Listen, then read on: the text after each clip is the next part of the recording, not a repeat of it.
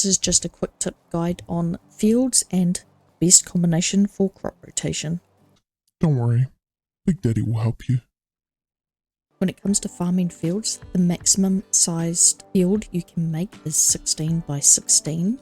The smallest you can make is 1 by 1. However, it is recommended that you make your farming fields no more than 10 by 10 or less, as bigger fields are less efficient. Now Big Daddy will show you the best crop rotations and the purpose for each one. We will not be going over details on what each crop is for, but just the basics.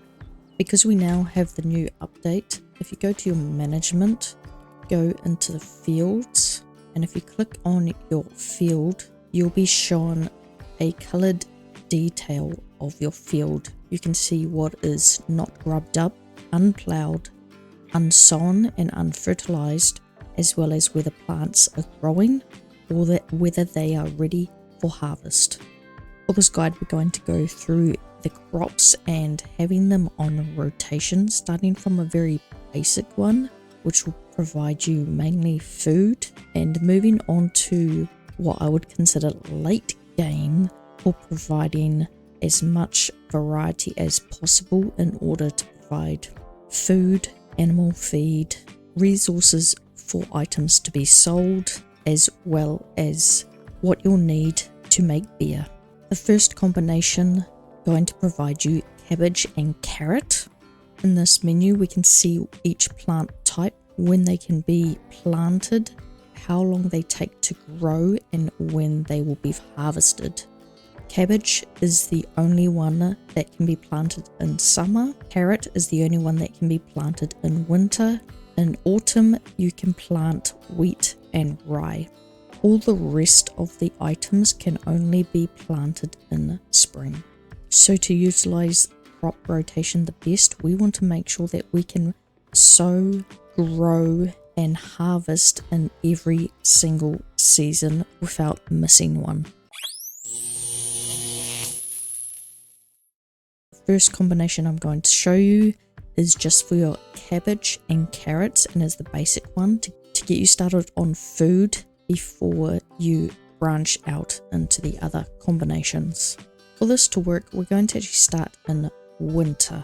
This is going to get our carrots going. It's the only one that we have available. Once you highlight the section that you want for your carrots, or the section you're going to have for this particular combination, do so, and this will be our sowing period in winter. Then we jump over to summer. Summer is when the carrots will be harvested, as it takes 2 seasons for the carrots to grow, and then we're going to plant our cabbage. As you can see, you've got a split. That means we're going to harvest our carrots, and then after it's harvested, our cabbage will be planted.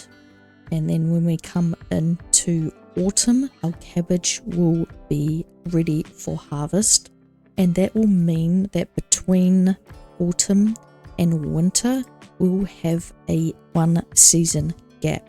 Unfortunately, we cannot put another crop in this rotation, as the rye and wheat will clash with the rest of the combination, and it would mean micromanaging this field. So that's combination number 1, providing cabbage and carrots. Our second combination is going to have our cabbage in spring. Then in summer we're also going to have cabbage. So that's cabbage being planted in spring and summer, having 2 cabbage plots. And then in autumn, when the cabbage is being harvested, we're going to plant our rye. The rye will take 2 seasons to grow and will be ready to harvest again in spring, which is when your cabbage will take over again. We want to plant our cabbage in summer, and then in autumn we will plant our wheat. This means that the wheat will be ready to harvest in summer. It takes 3 seasons for wheat to grow, and that is when the cabbage will have its rotation again. The next combination is beet and rye. In spring, we're going to plant our beetroot, and then in autumn, we're going to plant our rye. This will cover the entire year to ensure a full rotation. These crop rotations can be done over one field. You don't have to plant the full field with just one type of plant, and I'll show you next how we do that. So for example, the next 2 combinations is poppy and rye, as well as oat and rye. So if we go and grab our poppy, we're going to take over half this field, or just over half this field with poppy.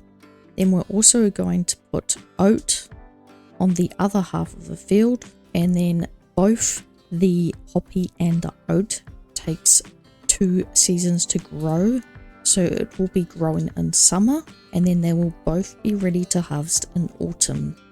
And once it comes to autumn, that's when we're going to have our rye.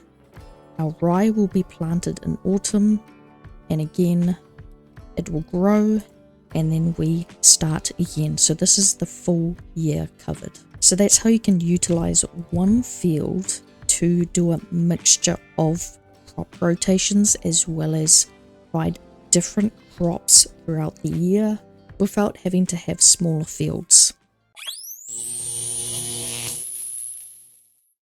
The next 2 combinations are the best 2 combinations to provide 3 different crops for the whole year without missing out on a single season. So I'm going to show you the first combination on half this field. You're going to have onion. Next one of the second crop rotation is flax. Summer, you're going to have both of these crops harvested, and then you're going to plant cabbage on the entire field. And then come into autumn, we're going to have rye.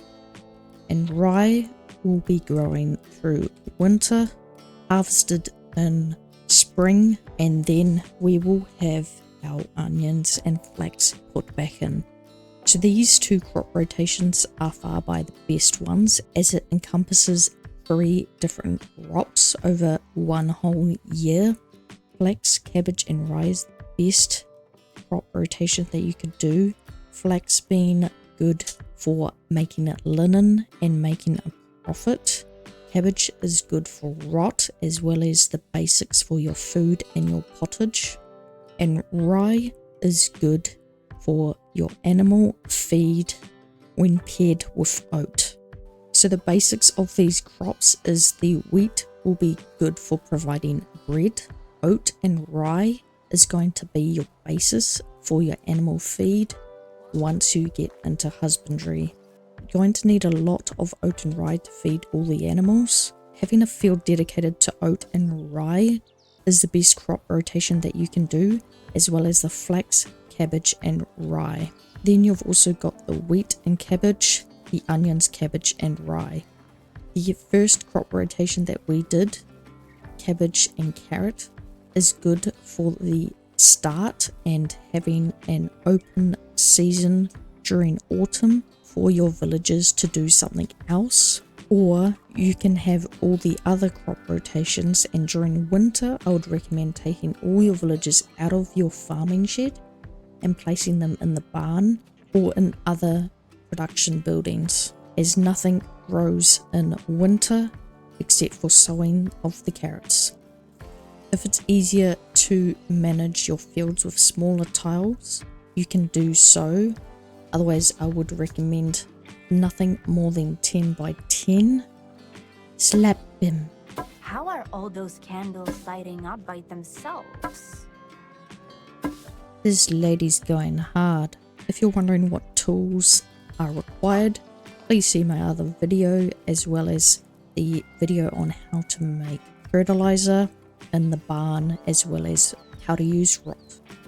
At the moment, Casimir's having a little bit of a break because we have no seeds and no fertilizer. There are no materials left for me to work with. Yes, of course, I know that, and we are working on it, don't worry. I would like to give you this hat, but Big Daddy doesn't like to share.